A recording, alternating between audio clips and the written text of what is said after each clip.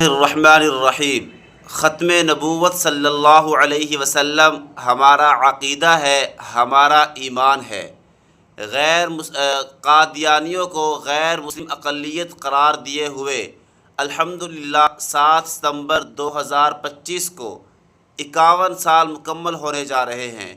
اس موقع پر کل 5 ستمبر بروز جمعۃ المبارک ہے۔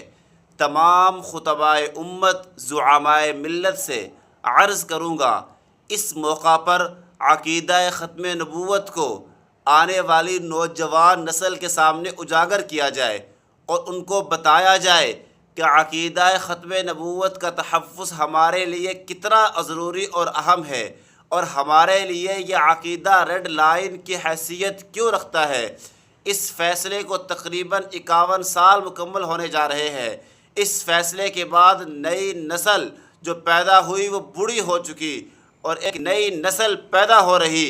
ان کو اس عقیدے سے روشنا کرانا اور ان کو اس عقیدے کا تحفظ بتانا اور اس عقیدے کی ان کو تعارف کرانا انتہائی بہت ضروری ہے، وگرنہ کل کو ایک ایسی نسل پیدا ہوگی کہ جس کو عقیدہ ختم نبوت کا شاید معنی بھی نہ آتا ہوگا، اور پھر سوائے حسرتوں اور ناکامیوں کے کچھ حاصل نہیں ہوگا۔